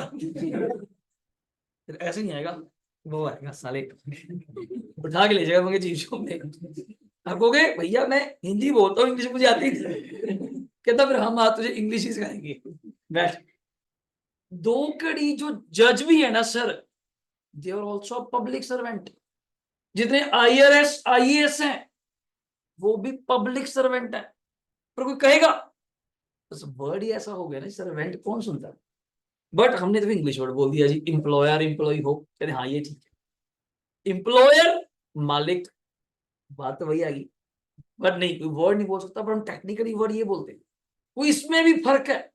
एग्जाम्पल देता हूं, मैं किसी के साथ पढ़ाता हूं, पर मैं वहां पे नौकर नहीं हूं, वहां मेरा एम्प्लॉयर टू एम्प्लॉयर रिलेशन है, दोनों मालिक हैं। बच्चे चार आए, बारिश थी, नहीं पढ़ाया, जाओ करे चले जाओ। मुझे मेरा एम्प्लॉयर के पढ़ा, मगर तेरे बाप का नौकर थोड़ी। अब कहते नहीं, कारण मैं भी यहाँ पे बराबर पार्टनर हूं, बराबर मालिक हूं। नौकर होता तो मैं चार क्या एक बच्चे को मना भी नहीं कर सकता एज स्कूल टीचर। फिर तो मैं बैठा हूं, बच्चे आए ना आए मुझे तो पढ़ाना ही है, मना नहीं मैं कर सकता, वो सैलरी है। तो यहाँ पे बोलते हैं contract for salary, contract of salary. हमने कॉन्ट्रैक्ट किसका किया, ऑफ या फॉर? बात छोटी सी है। डॉक्टर्स, डॉक्टर्स, आजकल डॉक्टर्स का सिस्टम क्या हो चुका है जी, टाई अप कर लेते हैं हॉस्पिटल के साथ, वो उनके नौकर नहीं है, वो नौकर नहीं है, वो कॉन्ट्रैक्ट ऑफ है। किस बात का? कोई पेशेंट आएगा, अपॉइंटमेंट ले लो, 800 मेरी फीस है, 300 हॉस्पिटल के, 500 मेरे, क्लियर हो गया। वो किसी का नौकर थोड़ा। अब कल उस डॉक्टर ने नहीं आना, ऑब्वियसली, तो हॉस्पिटल बस ये चाहेगा तो आप शाम को इन्फॉर्म कर दो, मैं कल की अपॉइंटमेंट्स ना लूं। अगर ले ली तो फिर मुश्किल है, पर ले भी ली कोई दिक्कत थोड़ी है, बाहर टूट रहा है, सुबह 6 बजे मैंने बोल दिया मैं नहीं आ रहा हुए, तो जिनकी अपॉइंटमेंट्स ली उनको व्हाट्सएप कर दे, आपकी अपॉइंटमेंट आज की कैंसिल है, कर सो, कोई दिक्कत थोड़ी है, नौकर थोड़ी है। एम्प्लॉयर टू एम्प्लॉयर रिलेशन है, आधे लोग समझ नहीं पाते ये चीज। तो जहां एम्प्लॉयर एम्प्लॉय होगा वहां जितने भी पैसे मैं आपको दूंगा in the form of money by cheque in account या कैश, बाद की बात है, वो सारी पैसा कहां टैक्सेबल, क्या बड़ा है टैक्सेबल, समझते हो वो टैक्सेबल, उस पे टैक्स किस हेड में लगेगा, अभी तो हेड ढूंढ रहे हैं, अंडर सैलरी। दूसरा, अभी मैंने फालतू बात ही नहीं करी, उसके अंदर अलाउंसेस होते हैं, पर्क्स होते हैं, नहीं नहीं वो ज्यादा हो जाएगा यार। दूसरा क्या नाम है, जल्दी पढ़ो, घर से कैसे पैसे कमा सकते हैं यार, रेंट, आपने बड़ा अच्छा नाम लिया। तो मैं यहाँ पे एक्चुअली दो वर्ड बोलता हूं, लेट आउट प्रॉपर्टी, क्या वर्ड बोलता हूं, लेट आउट प्रॉपर्टी। जो घर आपने, जो मकान, जो फ्लोर, जो जगह आपने किस पे दी हुई है, किराए पे। और दूसरी होती है सेल्फ ऑक्यूपाइड प्रॉपर्टी, सुना वैसे कभी, बिल्कुल ग्रेट। एक होती है लेट आउट प्रॉपर्टी, मैं किराए पे घर देता हूँ रेंशु, 3 फ्लोर है, एक में मैं रहता हूँ, 2 किराए पे, अच्छा खासा रेंट आता, सरकार मुझसे टैक्स लेती है। एक घर वो भी है जिसमें सिर्फ, हाँ उस पर थोड़ा टैक्स दूंगा, जिसमें मैं ही रहता हूँ भाई, सिंपल सी बात। इतने में ज्यादा चर्चा नहीं करना चाहता, आज फिर काम हो जाएगा। बच्चा कहता है मैं सरकार को इतना भी पता है मेरा घर किराए पे, अगर नहीं पता आज सुन लो, बिल्कुल भी नहीं पता, फिर हम भी क्यों बताएंगे। मैं क्या, ये तो हम पहले सोचते हैं कि टैक्स कैसे बचाया जाए, इस सरकार को पता नहीं वाकई में, और मैं भी क्यों बताऊं। मैं क्या, आप बताएंगे अपनी इनकम के लिए, व्हाइट मनी के लिए। अगर तो सामने वाला किराएदार आपको रेंट कैश में देता है तो आज मुझसे सुन लो, अगले को नहीं पता, पूरी जिंदगी भर सरकार को पता नहीं चल सकता आपके 3 घर भी हैं, फ्लोर, और तीनों में से 2 किराए पे भी हैं, अगर अगला कैश में रेंट देता है। क्यों कैश में आना है, पर कैश में खा जाना है, कैश में छोटा मोटा शॉपिंग कर ली, पार्टी कर ली, जहां कैश चल रहा है, जहां कैश चल रहा है। अगर किराएदार कहे नहीं जी मैं तो करूंगा ही जी पे, फोन पे या बाय चेक आपको रेंट दूंगा, देन फिर आप फंस जाएंगे वहां पे, क्योंकि आपके अकाउंट में हर महीने एक पक्की अमाउंट क्या होगी, क्रेडिट। मतलब 15,000 एक ही बंदे से, 15,000 15,000 15,000 15,000 12 बार, दूसरी फ्लोर के कोई श्यामलाल 12,000 12,000 12,000 पक्के। तो सरकार के नोटिस में आएगा तो नौकरी भी नहीं करता, तेरा बिजनेस भी नहीं है, तो ये 15-12 तुझे देते कौन है, और हर महीने, तो आपको कुछ तो बोलना पड़ेगा वहां जाके, कौन है जी, ये क्या है, सिस्टम क्या है। देन मैं उनको कहूंगा जी ये मेरे घर, मेरा किराए पे है, मुझे रेंट देते हैं, उससे मुझे रेंटल इनकम है, और इससे मेरे वैसे और बड़े फायदे हैं, एज अ बैंक में मान लो लोन लेना है, और कई फीचर्स हैं, मेरी रिटर्न, मेरी इनकम सरकार की निगाह में क्या हो जाएगी, बढ़ जाएगी, इंक्रीज हो जाएगी। तो कल को मुझे लोन लेने में क्या होगी, मदद, हेल्प, सहायता होगी। सरकार कहेगी अमीर बंदा ठीक है, पैसे पूसे कमाता है, दे दो लोन इसको। गरीब आदमी को कौन लोन देगा जी, क्योंकि कल को चुकाना भी तो है। लोन दे तो दें, ये कह रहे नहीं कितनी आपके यहाँ योजनाएं आती हैं, 2 लाख वाली, 2.5 लाख वाली, बिना सिक्योरिटी के किसी भी गरीब को लोन दे दो, बैंक फिर भी नहीं देता, वो अपने ही किसी बंदे को घबला घुबला करके दिलवा देता है, 1-2 को मसा देते होंगे। कारण क्यों, कारण ये नहीं कि गरीबों के लिए स्कीम आई है, कारण ये यार मुझे पता है इन्होंने वापस नहीं कर, और वापस नहीं करने सरकार हमें कह देना चलो नहीं करे तो नहीं करे, नहीं सरकार हमें तंग करती है, फिर ये रिकवर करो। कहाँ कहाँ ढूंढेंगे इनको जाके, इनके घर जाओ, मैनेजर रोज ही काम पे रहता है, रिकवरी टीम लेके चलो जी ढूंढो, रामूलाल ने रेडी कहाँ लगाई आज, कि रामूलाल शामूलाल तो जी गाँव चले गए, कब आएंगे पता नहीं जी, 1 महीना 2 महीना पता ही नहीं। अब ऐसे केस में बैंक खुद तंग होता है कि यार इनको कह दो, बोल दो तेरे डॉक्यूमेंट पूरे नहीं है फलाने, गरीब आदमी बेचारे को पता वैसे भी नहीं होता, अपने जैसे के पास आ जाए तो उठते फिरते तो अपन कह भी दें मैनेजर को, कर भाई तो क्या दिक्कत क्या है, क्या डॉक्यूमेंट चाहिए तुझे, क्या चाहिए तो मुझे बता। वैसे इनके केस में तो डॉक्यूमेंट है ही नहीं, इनके केस में तो पैन कार्ड ले, आधार कार्ड ले, क्या डॉक्यूमेंट चाहिए तुझे, तुझे फिर भी दिक्कत है तो रिटर्न में लिख के दे, अगर ऐसा केस हो जाए। पर बीच में पड़ता ही कौन है, ना बैंक तंग होकर राजी, ना कोई अब। तभी बैंक जब कोई लोन करवाता है, किसी को लोन देता है, तो पहले उसके डॉक्यूमेंट चेक करता है, ROI, रिटर्न ऑफ इनकम, उसका pan card, return of income, बच्चे स्पेंडिंग, रिटर्न ऑफ इनकम, उसका पैन कार्ड, आधार कार्ड, उसका क्रेडिट स्कोर, सुना है, सिबिल स्कोर।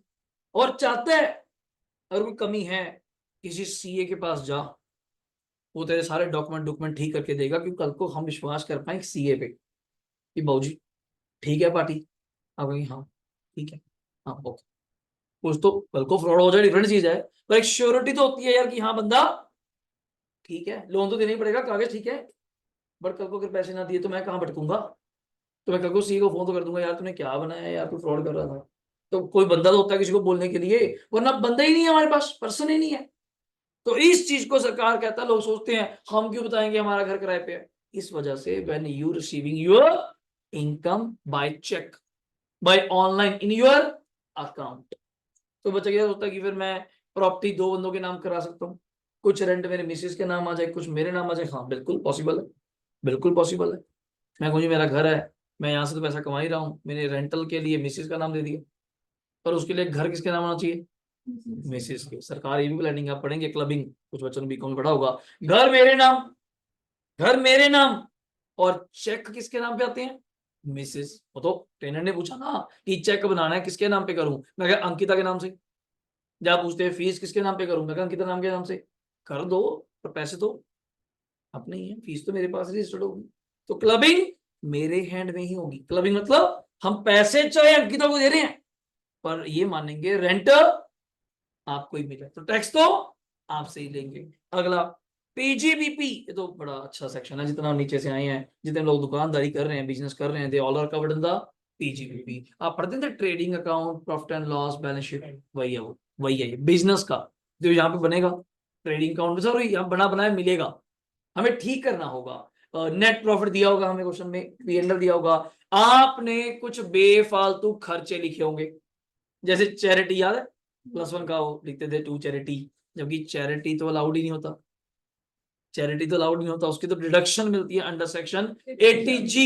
80G आप सुनेंगे आने वाले टाइम में, धीरे धीरे बात करेंगे अपन। पर पीजीबीपी नेक्स्ट, कैपिटल गेन, ये मैं बता चुका, किस पे, प्रॉपर्टीज खरीदना और बेचना। तो यहां मैं दो वर्ड लिखना चाहूंगा, LTCG, STCG, फुल फॉर्म आप लिख सकते हैं नीचे जिनके पास स्पेस है, long term capital gain, long term capital gain. और यहां पे क्या लिखेंगे, short term capital gain.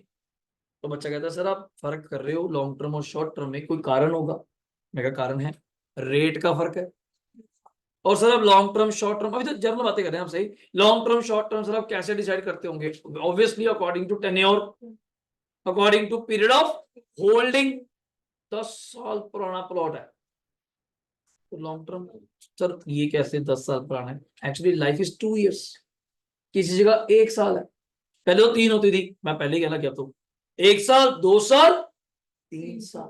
Sir ये डिवाइड कर रखी है वैरायटी बिल्कुल, किसके लिए 1 साल, किसके लिए 2 साल, किसके लिए 3 साल। अब सरकार इसमें रिलैक्स होगी, सरकार ने जो भी 23 जुलाई को बजट आया है 3 साल हटा ही दिया, अब बचे कौन, 1 साल या बस ये समझो कि 2 साल से ऊपर पुरानी कोई भी एसेट है लॉन्ग टर्म, और 2 साल से कम है तो देखनी पड़ेगी कौन सी है।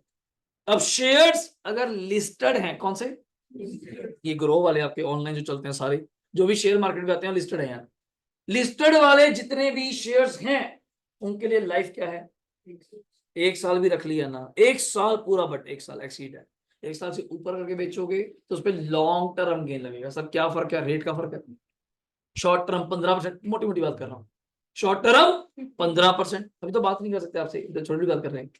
लॉन्ग टर्म के अंदर बहुत सारी बातें हैं, कौन सा है, लिस्टेड है, अनलिस्टेड है, मतलब कई सारी बातें हैं। वह नॉलेज के लिए बता दिया, कैपिटल गेन, कैपिटल गेन दो प्रकार का, लॉन्ग टर्म या, पर लॉन्ग टर्म शॉर्ट टर्म कैसे डिसाइड होगा, according to the period of holding, POH बोलता हूं मैं, POH, period of holding. Last बचा कुछ सबसे प्यारा सेक्शन, चैप्टर जो कहीं नहीं गया। हाँ कहते बचा भी क्या, शेयर शोर खरीदते होंगे, ज्वेलरी खरीदते होंगे, प्लॉट खरीदते होंगे, बिजनेसमैन भी हो गया, घर भी किराए पे हो गया, सैलरी भी हो गई, बचा क्या, डिविडेंड, इंटरेस्ट, रॉयल्टी, कमीशन, और भी कई बिजनेस, मतलब वो सब सरकार ने छोड़े नहीं। नाम क्या बोला, कुछ तो होगा, इवन दो गैम्बलिंग, गैम्बलिंग भी, कार्ड गेम्स, पजल्स, ड्रीम 11, इस पे तो सेक्शन भी आ गया। 194 बीबीए, बीबीए इसको मैं पढ़ाता हूं, वैसे 3 सेक्शन है, 94 बी, 194 बीबी, 194 बीबीए। टीडीएस के 3 सेक्शन है, तीनों में रेट 30% है, तो याद भी कराते हैं 194 बी। बड़े लोग याद किया हुआ, जो horse winning from horse race, जो घोड़ों पे पैसे लगाते हैं, रेस मूवी देखिए, हाँ, तो उसमें जो पैसे कमाते हैं उस पर 30%। 94 बीबी बहुत बड़े लोग, उसमें लग विनिंग फ्रॉम है। और बीबीए, इसको मैंने याद कराया, बहुत बेकार आदमी जो ऑनलाइन गेमिंग खेलते हैं, तो ये आदमी बेकार है। ड्रीम 11, ये अमेंडमेंट है सितंबर 24 के लिए, ये अमेंडमेंट है, सेक्शन नया सेक्शन आया 194 बीबीए टीडीएस चैप्टर में। अब तो वो छोड़ ही नहीं सकते बीकॉम में, फिर भी हम कह देंगे ये कम कर लो, ये ज्यादा कर लो, ये रहन दो, ये नहीं आएगा। अब तो सारा ही करना है और आपको सारा ही बताना है, बेस्ट टू बेस्ट बताना है जितना हो सकता है, और आपको रिटेन करवाना है। सबसे बड़ी चीज तो ये है, सुनना तो आसान लगता है, रिटेन भी तो करना है। रोज सुना जाता है, याद कराया जाता है कि याद था वो था, बच्चा सोचता है यार इतना कुछ याद है जो जितना बातें कर रहे हो। यही तो फिर मेरा काम है, और मेरा काम क्या है, सिर्फ लेक्चर देना थोड़ा काम है। ये आया और पढ़ाया, उसके बाद आपका काम जय श्री राम, आप अपने घर में अपने घर, ये थोड़ा है। कल को तभी आपकी शक्लें देख पाऊंगा कि प्रभु मेरे महाराज बोलो कितने हेड थे, आप होंगे देखने पड़ेंगे, देखने के 5। तो अदर सोर्स में और क्या क्या सकता है ऐसे, तो जो बच गया सरकार कहती है डायरेक्टर सीटिंग फीस, याद है कुछ वर्ड, एक होती है डायरेक्टर रेम्युनरेशन, डायरेक्टर्स की सैलरी, एक होती है डायरेक्टर सीटिंग फीस, सीटिंग जितनी मीटिंग्स वो अटेंड करते हैं पर मीटिंग की क्या मिलती है, फीस, वो अदर सोर्स में आता है। अब पॉइंट आया, ये तो हो गए 5 हेड, मतलब आज के बाद इन 5 हेड में ही आप कवर रहेंगे, इससे ज्यादा कवर नहीं। और ऑब्वियसली बच्चे का डाउट रहता ही है जब नए नए आते हैं इसमें, या कुछ फाउंडेशन रूट से आते हैं बीकॉम से, सर सेक्शन याद करने हैं क्या, वो बिन कहे आपको याद हो जाएंगे, you not need to learn anything. आपको नहीं सोच के बैठना, मैं बच्चे उल्टा कहता हूं कि आप कसम खाइए कि मैं सेक्शन याद नहीं करने, मैं कहूंगा कि मैं आपको याद करवा के दूंगा, फिर देखते हैं कौन जीतता है। आप कहेंगे जी नहीं मैं करूंगा ही नहीं, तू करा, और लास्ट में हम देखेंगे कौन जीतता है। आप बाय सेक्शन ना बोलने लगे तो मजा आएगा, आप खुद कहेंगे ये तो यार सेक्शन, वो बोलना ज्यादा लगेगा, पूरा लॉ बोलने से वो सेक्शन बोलना ज्यादा लगेगा, ये सेक्शन ये कहता है कि पूरा ना तो बोलते ही नहीं बच्चा, पर वो आज नहीं पॉसिबल, तो मैं नाम बोल दूं डरा दूं आपको, ऐसा काम ही नहीं। मतलब अगर आप अब तक समझ पाए ना, सुबह के आगे बैठे हैं, अगर आप समझ पाए पूरी गेम या स्ट्रेटजी के ऊपर, टाइम मैनेजमेंट, कंसिस्टेंसी, 3 मोटिवेशन की तो कमी रहेगी नहीं, चिंता मत करो, ओवर हो जाएगी आपके अंदर से वाइब्स निकलेंगी, आप जिसके साथ बैठे हुए कि यार परा हो मोटिवेट हो रहे हैं कोई मुझे वैसी लगी यार मैं अगला भी हिल जाएगा, ऐसे तो करेगा, कोई तुझे क्या होगा, तेरे साथ बैठ के हुआ है सारे इधर हो, वो तो कभी नहीं रहनी नहीं वाली, मतलब ओवर डुल रहेगी। मतलब आप कहीं बैठे अपने माता पिता को ज्ञान देगी, पापा समझो बस को ये हमने कहाँ भेजा था, ये क्या हो गया इसको, वो तो कमी रहने नहीं वाली। तो इतने तक बच्चे आए हैं जी कि यार करते हैं, बातचीत तो होती रहती है, समझाना पड़ता है, देखो मेन चीज वर्क ही वही करता है। अब किसी को लगता है जी हाँ जी ये बेकार की बात है हम नहीं करेंगे, आप मुझे कह दो, हम कौन सा सोच के बैठते हैं, इवन तो क्या रात को 12 बजे तो आए, कौन सा लेक्चर देके बैठा हूँ, और इस लेक्चर को सुन लेना और मेरा पिछला लेक्चर खोल लेना, लेक्चर 1, उसमें क्या बातें हो रही है, इसमें क्या हो रही है, सेम भी मिल जाए ना तो ना बता देना। और जनवरी 18 का लेक्चर है, जादू ना जाओ, 18 जनवरी को इसी साल का लेक्चर है, हम खुद देखते हैं कि उसमें क्या बातें हुई, इसमें किधर चल पड़े, इधर क्या चल पड़े, हर बार टॉपिक अलग, हर बच्चे के साथ अलग ट्यूनिंग है, सोच के थोड़ा पढ़ाना है। जो टीवी या ऑनलाइन पढ़ा रहे हैं उनको लेक्चर डीएम्ड है, प्लान्ड है, या आज ये कराना है, वो सिस्टम नहीं है। सिलेबस आपको मिलेगा मेरे पास, आप बैठ के, तभी मैं बोथ ग्रुप क्यों डन करता हूँ। अब बच्चा आता है, लास्ट में लड़की थी, उसने 5 सब्जेक्ट मेरे से लिए, एक बार से, वो भी क्यों, वो परचेज कर चुकी थी, तो मिनट से पहले जीपे कर देते हैं, वो परचेज कर चुकी, आप मानेंगे आज वो अपने से कनेक्टेड ही नहीं है, इवन दो 5 सब्जेक्ट अपने पास थे, कारण वो ट्यूनिंग ही नहीं बनती, उसको सब्जेक्ट शुरू भी नहीं हुआ, कई पेन ड्राइव खोली, आधी क्लास लगा ली, बंद कर दी, वो कंट्रोल ही नहीं बन पाता, माहौल ही नहीं बन पाता, वो गायब भी होगी, याद भी नहीं कि कहाँ है कहाँ नहीं, तो बच्चा नहीं बन पाता। तो मैं रिविजन करते हुए आगे कहता है 2 सब्जेक्ट आपके पास, मैं कहा हाथ जोड़ो नीचे उतर जाए, कारण माहौल खराब होता। तो मेरा टाइमिंग है सुबह मैंने क्लास लेनी है, कल मैं सुबह के मतलब टेक्स्ट लेना होता, कोई दिक्कत थोड़ी थी, मैं तो पढ़ाना है, मैं यहाँ अकाउंट्स ले लेता, कोई दिक्कत थोड़ी कि बच्चे ने जाना है उसने आना है, नहीं वो काम ही ना करो, कम करो पर अच्छा करो, आपको ही मजा है। बस उस चीजों पे हम बार बार वर्क करते हैं कि आपको जितना पढ़ाया जाए, 3 दिन तक तो आप मुझे जज करेंगे, मैं आपको जज करूंगा। तो मैं मैम से बात कर ही रहा था, आस्था मैम थे, कहते हैं इनका बैच बड़ा ठीक है कि कॉस्टिंग के मामले में लेट ना हो जाए। 28 फेब डेडलाइन दी है ना आपको, कहते 28 फेब मुझे लेट लग रही है कि लेट ना हो जाए। मैं लेट क्यों होंगे, 28 फेब कंप्लीट करना है, चाहे 10 दिन पहले आप स्टार्ट कर देना, मैं पहले ना बैठ दूंगा, आप 20 नवंबर को स्टार्ट कर देना, तो लेट नहीं होगा। 28 फेब का तो 28 फेब है, वरना मैं बोल देता कि हाँ पेपर तो 10 दिन लेट ही हो गए, 13 फरवरी हो गए, पहले 1 मई का टारगेट होता था, 13 मई हो गए। मैं नहीं, 28 फेब कह दिया तो 28 फेब, यार रूल है, कोई सिस्टम है। अब इन बैच का 5 अक्टूबर का है, मैंने कहा था हमने 10 कहा था, मैंने कहा 5 पे लेके आओ, इधर बैठा आपके सामने, बैच आपके सामने लाइव होएगा। 5 अक्टूबर को जनवरी 25 का बैच पैक कर देना। उसके बाद कोई क्लास नहीं यहाँ पे होगी, 10 दिन ब्रेक देनी है। 15 अक्टूबर क्योंकि एमटीबी स्टार्ट, और मैं टाइम ही नहीं दूंगा बच्चे को पढ़ने का, वो पढ़ेगा कैसे। बट अभी इतना पढ़ने वाला भी नहीं है, अभी स्टार्टिंग है, 2-3 दिन में आप खुद ट्रैक पे आ जाएंगे, खुद क्वेश्चन निकालने शुरू कर देंगे टेक्स्ट के। और मैं चैप्टर की पीडीएफ भी अभी मैंने आपको शेयर करी है, बल्कि अब मैं आपको दिखाता हूँ इसके अंदर। ये सर की बुक है जी, हैंड रिटन नोट्स है सर के। ये देखो अटेम्प्ट कौन सी लिखी हुई है, मई जून नवंबर दिसंबर, ये नवंबर दिसंबर इसलिए लिखते हैं, जो सीएस वगैरह भी पढ़ते हैं ना बच्चे, कंपनी सेक्रेटरी या सीएमए, उनके जून एंड कब होते हैं, दिसंबर, तो इसलिए देखो घबरा जाओ मई जून, ठीक है। ये पढ़ो, एक वर्ड लिखा हुआ है, क्या लिखा हुआ है, असेसमेंट ईयर, बीकॉम वालों को जल्दी पता होगा क्या वर्ड है, ए वाई असेसमेंट। अब ये तो लिखा हुआ है 24-25, बस यही डाउट है, आपके पेपर हैं कब, मई 25, मई 25 के लिए आईसीआई वो आंसर देगा हमें, टिकट रेस करा है कि कौन सा लगेगा, उस अकॉर्डिंग मुझे चलना है। वरना ये हमेशा मे अटेम्प्ट के लिए एक छोटू सा ड्रॉबैक है, बट हम इसको पॉजिटिव लेके चलते हैं। ड्रॉबैक क्या, जैसे मैंने समरी तो मंगवा ही नहीं सकता, सारे टीचर्स की बुक जो हम फॉलो करेंगे वो नवंबर में आएगी महाराज। नवंबर भी क्या, दिसंबर के फर्स्ट वीक, आप आज अगस्त है, तो पढ़ेंगे क्या। तो हम एक चीज कर सकते हैं कि कैपिटल गेन में जहां चेंजेस हैं उसको रोक सकते हैं, पर बाकी हेड्स क्यों रोक रहे हो, सैलरी, हाउस प्रॉपर्टी, पीजीबीपी, अपना other source, clubbing, set off, deduction and so many chapters are there, वो तो करा दूंगा। और मैं इसके अकॉर्डिंग वेट करता रह गया तो काम मुश्किल है, ये तो पॉसिबल ही नहीं। अब ये आपके सामने असेसमेंट ईयर दिया हुआ है, अब ये जाके आता जी हमारा इंडेक्स देख पाए, और मैं कोई चैप्टर टिक करवाऊं अभी के लिए तो दिखा ही सकता हूं, कौन सा अगला, PGBP, capital gain, other source, ये 5 हैं। बस ये समझो जिस दिन ये 5 चैप्टर हो गए, जिस दिन ये 5 चैप्टर हो गए, आपका इनकम टैक्स का 80% पार्ट खत्म, 50 में से 80% पार्ट खत्म, क्योंकि बाकी बाकी बाकी बाकी इसी के ऊपर चलते हैं। नाम पढ़ो, set of and carry forward, मतलब सेट ऑफ वर्ड सुना कभी, एक हेड में इनकम है, एक में लॉस है, तो लेस लूस भी करने में हेल्प करेगा। डिडक्शन, अभी मैं नाम बोल रहा था कि अगर आप दान देते हैं तो कहां जाता है, एटीजी, अभी नहीं पता चलेगा, just I am announcing the name. Advance tax TDS नहीं बोल रहा था मैं, 194 B, BB, BBA, these are sections, आपको भी याद हो जाएंगे, आप खुद ऐसे बोलेंगे, ठीक हो गया।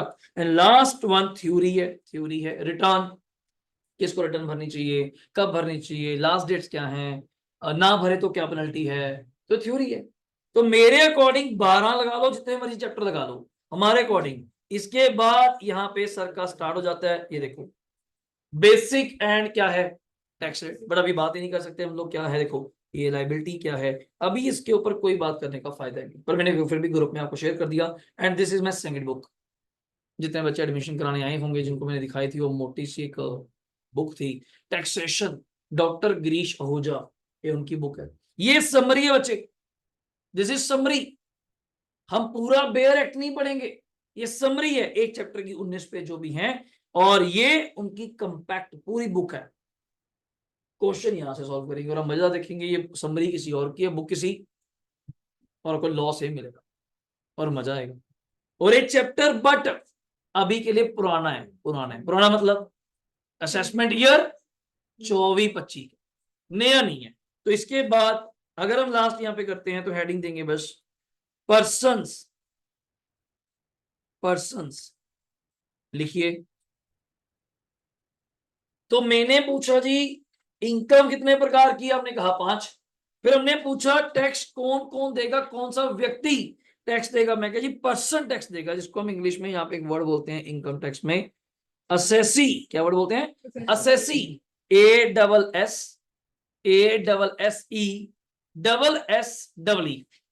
ध्यान से, असेसी मतलब पर्सन, व्यक्ति, जिसमें कौन सी मैं असेसी हूं, जो भी बंदे के पास पैन कार्ड है, पैन कार्ड सुना, तो आप असेसी हैं, ये समझो बस, आप असेसी हैं, आप रिटर्न फाइल कर सकते हैं, आप उन रिटर्न भर सकते हैं। तो सरकार कहती हमारे अकॉर्डिंग कितने तरह के लोग हैं जी पूरे हिंदुस्तान में? 7। कितने तरह के? 7। Number 1, individual. थोड़े बच्चे +2 के हैं तो वर्ड लिंक कर सकते हैं, सोल प्रोप्राइटर सुना है, सोल ट्रेडर सुना है, वही है इंडिविजुअल, जैसे मैं हूं इंडिविजुअल। नंबर 2, HUF सुना है, हिंदू अनडिवाइडेड फैमिली, लिख सकते हो, लिख सकते हो पूरा, मुझे कोई दिक्कत नहीं। हिंदू अनडिवाइडेड फैमिली, जिसमें एक हेड होता है जिसको आप क्या बोलते हो? कर्ता। सुना है, eldest member of the family is called as कर्ता। नंबर 3, फर्म, इंक्लूडिंग मैंने लिखा LLP, आजकल नया कंसेप्ट चल रहा है, सुना है? LLP, लिमिटेड लाइबिलिटी पार्टनरशिप, नया बार काम नहीं आता हमारे। Firm. Number 4, company. Number 4, company. Company में चलो तो वैसे 2 होती हैं, डोमेस्टिक एंड फॉरेन, अभी जरूरत नहीं है, बुक में आएगा, domestic and foreign. Number 5, AOP, अभी शॉर्ट फॉर्म लिख रहा हूं, बाद में फुल फॉर्म लिखूंगा, BOI। AOP का मतलब एसोसिएशन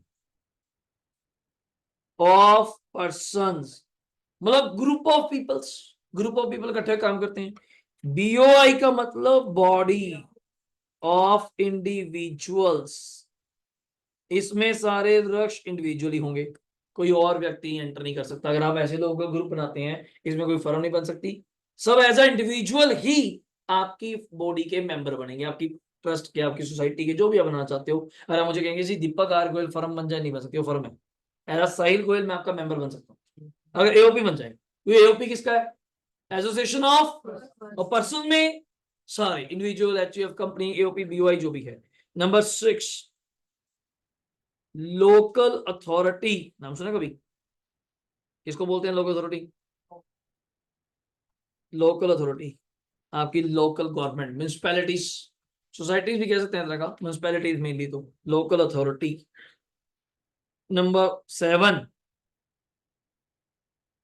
AJP, ये लास्ट होता है, मतलब जो कहीं कवर नहीं होता, कहां कवर होता है? AJP, आर्टिफिशियल जुरिडिशियल, आर्टिफिशियल जुरिडिशियल पर्सन, कोई भी आर्टिफिशियल पर्सन, कोई भी आर्टिफिशियल एंटिटी, ना वो फर्म है, ना AOP है, ना BOI है, तो उसको क्या कहेंगे? AJP। कुछ तो SD कॉमर्स, ठीक है, मैंने ब्रांड नेम रजिस्टर्ड करवा दिया, बट इसका कोई पर्सन टाइप में एंटिटी तो नहीं है, इंडिविजुअल में, इंडिविजुअल में मैं अपने रिटर्न भरता हूँ, साहिल गोयल के नाम पे SD कॉमर्स की रिटर्न जाती है, सिंपल। मैं मतलब SD कॉमर्स। और मैं कल को कहूँ जी सरकार माने, नहीं नहीं नहीं, साहिल गोयल अलग है और SD कॉमर्स अलग है, तो इसको किस स्टेट में लेंगे? कहते फर्म, मैं फर्म है नहीं, मैं पार्टनर ही नहीं है। HUF मैं वो रजिस्टर नहीं कराई। कंपनी, कंपनी रजिस्टर होनी चाहिए, बोलते नहीं कंपनी होता है प्राइवेट लिमिटेड, पब्लिक लिमिटेड भी होगा, मैंने कराया नहीं, AOP मैंने बनाई नहीं, कुछ भी नहीं बनाया हम तो इसको AJP मान लेंगे। आर्टिफिशियल पर्सन है, मार्केट में इसका अलग से नाम है, तो इट्स AJP। ये 7 तरह के स्टेटस हैं आपके। इनकम टैक्स कहता है जी इन लोगों से टैक्स लिया जाए, आप या तो यस इंडिविजुअल हो सकते हैं मेरे जैसे, या HUF, वो घर के फैमिली मेंबर होते हैं, एंसेस्ट्रल प्रॉपर्टी होती है, खानदानी, वही सिस्टम। 2 स्कूल ऑफ थॉट्स होते थे, 2 स्कूल ऑफ थॉट्स, दया भागा मिताक्षरा, मतलब ऐसा कुछ, पर हमें इतना थॉट में नहीं जाना, तो हमारे सिलेबस में इसकी इतनी चर्चा होती ही नहीं, क्योंकि मजेदार किस्सा बताऊं, हमारे सिलेबस में एक ही व्यक्ति की ज्यादा चर्चा है, वो है इंडिविजुअल, बस इंटर लेवल पे। क्योंकि बीकॉम में आपने असेसमेंट ऑफ फर्म पढ़ा था, असेसमेंट ऑफ AOP, HUF था, हमें सिर्फ एक ही चैप्टर पे ज्यादा, एक ही बंदे की चर्चा ज्यादा करनी है, कौन? इंडिविजुअल। क्लियर हो गया? अब यहां पे लास्ट एक वर्ड लिखेंगे, प्रीवियस ईयर, रेस्ट कल करेंगे। प्रीवियस ईयर, यहां अभी के लिए लिख रहा हूं, वैसे अभी के लिए लिख रहा हूं, अब नया लिख लेते हैं, चलो देखी जाएगी यार। प्रीवियस ईयर अब लिख सकते हैं, means that year in which the assessee earned the income।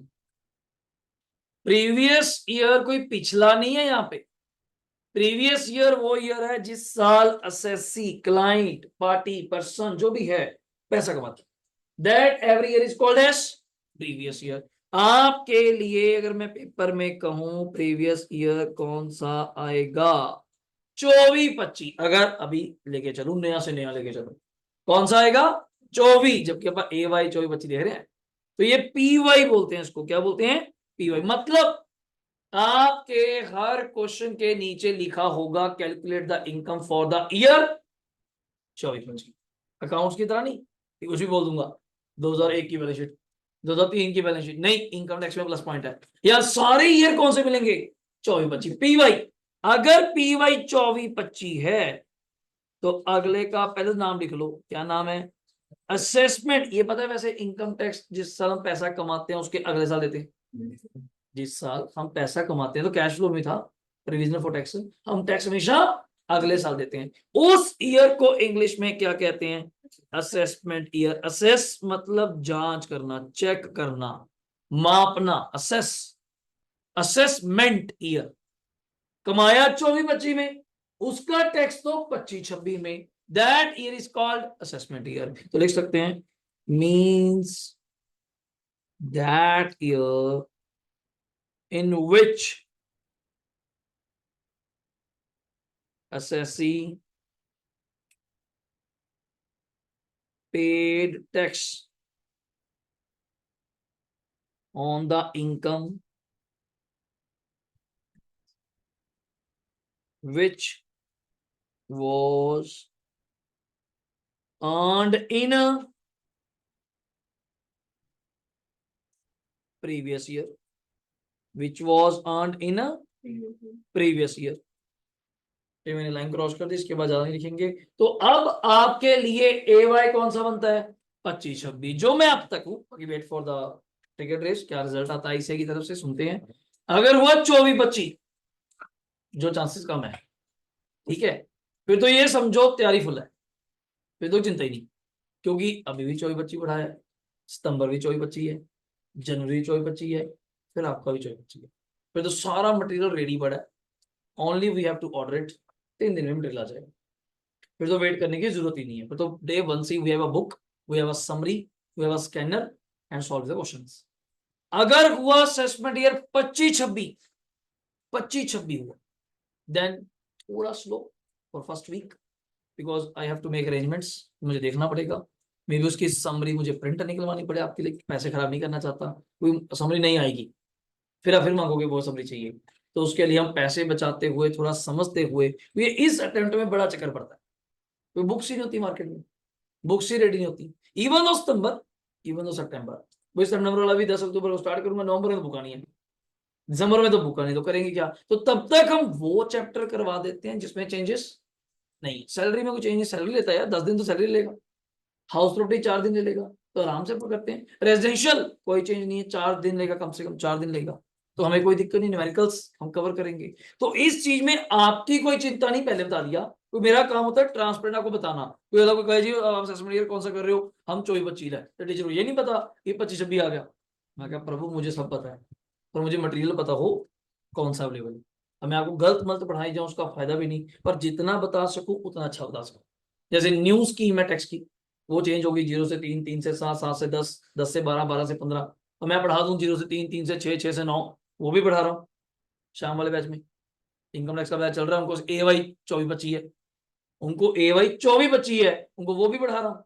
पर आपके लिए असेसमेंट ईयर कौन सा आएगा, क्या ये 23 जुलाई वाली अमेंडमेंट आपको आएंगी या नहीं आएंगी, इस बात पे क्वेश्चन खड़ा है, समझा रहा है।